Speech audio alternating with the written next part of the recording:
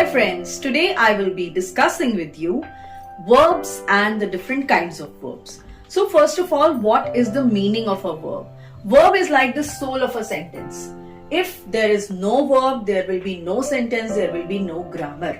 Verb is something that describes an action in the sentence. Verbs describe three things. They can describe an action, they can describe an occurrence, and they can even describe the state of being. Action, when some kind of action is going on, it could be a physical, it could be an emotional action. Then occurrence. So occurrence of any kind of event. Then what is the state of being? Now let's come to the different kinds of verbs. Today I will be discussing and explaining the different words, the different terms that are associated with verbs, so you will understand them, understand their meaning with example. So in this video, I will be covering the different kinds of verbs, precisely 11 kinds of verbs I will be discussing.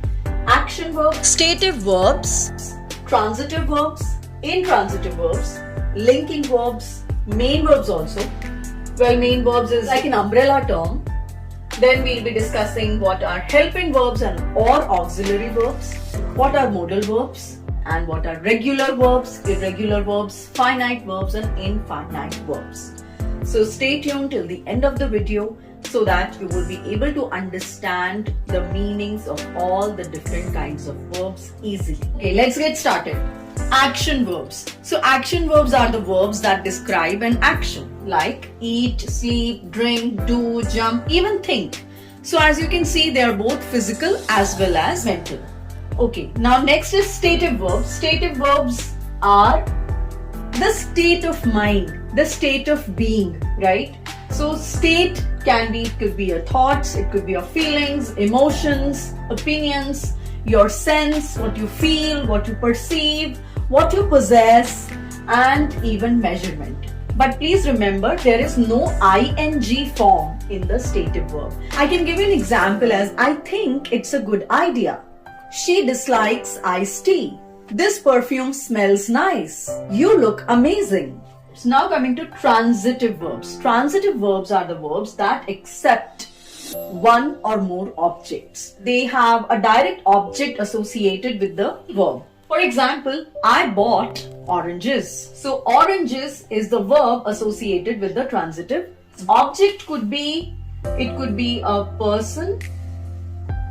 It could even be a thing. For example, Tina likes Raju. So Tina likes Raju. Here Raju is a person, but it is still considered as an object. I like iced tea.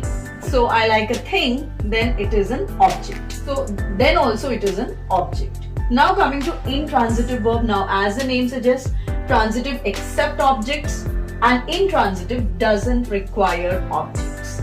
So actions like crying, laughing, thinking, they don't require any object. For example, she's crying bitterly. He laughed at me. We waited for at least half an hour. Right?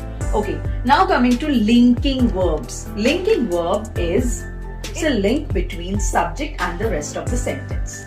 So any word that acts as a link between the subject, the doer of the action, the doer of the sentence and the rest of the sentence is called a linking verb. For example, I am a teacher. So here am works as a linking verb, right?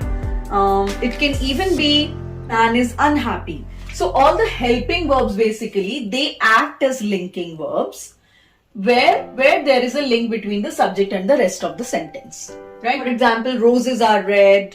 It seems impossible. Now main verb comes right after the subject. For example, she is a teacher. He drinks orange juice every day. So drinks is coming right after the subject. So it is considered as a main verb. Well, main verb is like an umbrella term like I told you previously because it has action verbs, it has linking verbs, it has even helping verbs. So any verb that is coming right after the subject is called a main verb. Okay, now moving forward to helping verb. Helping verbs are also called auxiliary verbs. So they come before the main verb and they act like a bridge between the subject and the main verb. So there are 23 helping verbs or auxiliary verbs, and they are is, am, are, was, were, be, been, being, do, did, does, will, would, shall, should, must, may, might, can, could, has, have, had. These are 23 in number and they are the helping verbs.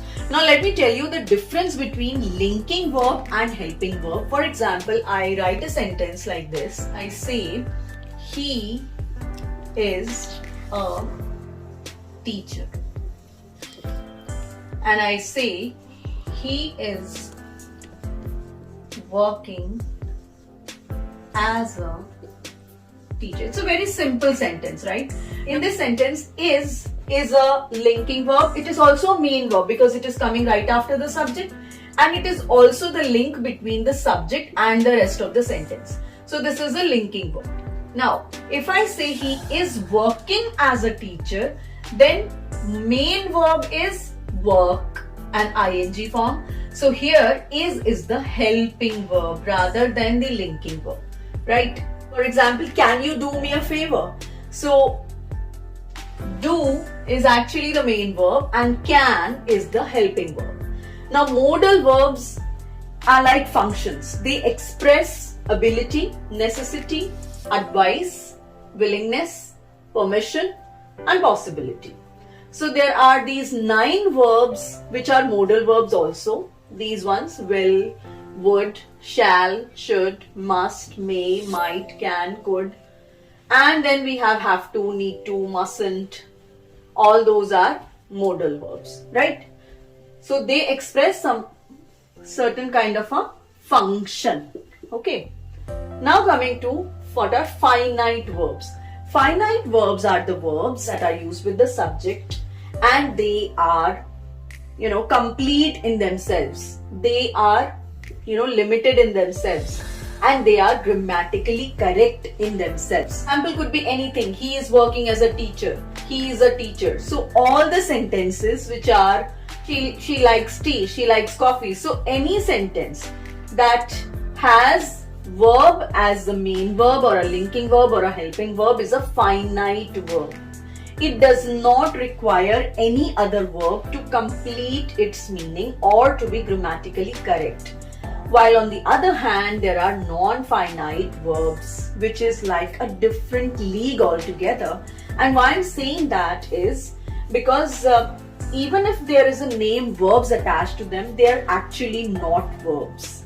They are formed using the verbs, but they're not verbs. And they always need the finite verbs to be grammatically correct. Let's look at them in a brief way. Actually, I have covered the non-finites in my other video, so you can check that out. I will post the link in the description. The non-finites are of 3 kinds: infinitives, gerunds, and participles. And participles can further be broken down into present participles and past participles. Let's look at infinitives. Infinitives is the to plus the base form of the verb, which is the bare infinitive. So if I say she likes to fly kites, so my main verb is likes, and to fly is she likes to do something. Or I can say to run fast is quite difficult for a lot of people. So to run again is not really the main verb. The main verb is, right? So that is infinitives, which is using the to plus the base form of the verb. Next come to gerunds. Gerunds is first form of the verb, which is the base form plus ing, and it acts as a noun. Let's look at the example. Example is swimming is the best exercise.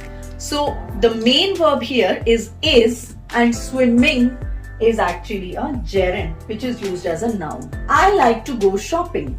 So again, my main verb is like and shopping is actually the gerundial form. Okay, now last is called the participle. Let's look at the present participle first.